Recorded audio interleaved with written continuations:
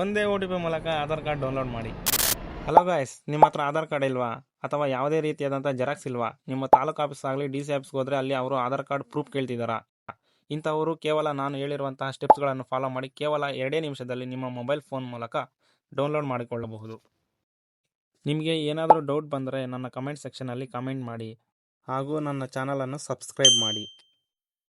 Let's start hour video. ಇದಕ್ಕಾಗಿ ನೀವು Chrome ಬ್ರೌಸರ್ನಲ್ಲಿ ಮೈ ಆಧಾರ್ ಎಂದು ಸರ್ಚ್ ಮಾಡಬೇಕಾಗುತ್ತದೆ. ಸರ್ಚ್ ಮಾಡಿದ ನಂತರ ನಿಮಗೆ ಕಾಣಿಸುತ್ತಿರುವ ಮೊದಲನೇ ಲಿಂಕನ್ನು ಓಪನ್ ಮಾಡಬೇಕಾಗುತ್ತದೆ. ಓಪನ್ ಮಾಡಿದ ನಂತರ ಆಧಾರ್ ಸರ್ವಿಸಸ್ಗೆ ಹೋಗಿ retrieve of forgotten EID UID click ಮಾಡಬೇಕಾಗುತ್ತದೆ. ಕ್ಲಿಕ್ ಮಾಡಿದ ನಂತರ ಅಲ್ಲಿ enter your name as per Aadhaar, ಅಲ್ಲಿ ನಿಮ್ಮ ಹೆಸರನ್ನು ಆಧಾರ್ ಕಾರ್ಡ್ನಲ್ಲಿರುವಂತೆ ಟೈಪ್ ಮಾಡಬೇಕು. ತದನಂತರ ನಿಮ್ಮ ಆಧಾರ್ ಕಾರ್ಡ್ನಲ್ಲಿರುವಂತೆ ನಿಮ್ಮ ಡೇಟ್ ಆಫ್ ಬರ್ತನ್ನು ಹಾಕಬೇಕಾಗುತ್ತದೆ.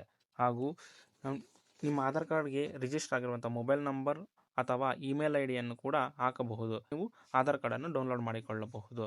ನಂತರ ಮೊಬೈಲ್ ನಂಬರ್ ಹಾಕಿದ ತಕ್ಷಣ ಅಲ್ಲಿ ಕಾಣಿಸುತ್ತಿರುವ ಕ್ಯಾಪ್ಚಾವನ್ನು ಯಾವ ರೀತಿ ಇದೆಯೋ ಅದೇ ರೀತಿ ಹಾಕಿ ಸೆಂಡ್ OTP ಕೊಡಬೇಕು. OTP ಕೊಟ್ಟಿದ ನಂತರ ನಿಮಗೆ ರಿಜಿಸ್ಟರ್ ಆಗಿರುವಂಥ ಮೊಬೈಲ್ ನಂಬರ್ಗೆ OTP ಬರುತ್ತದೆ.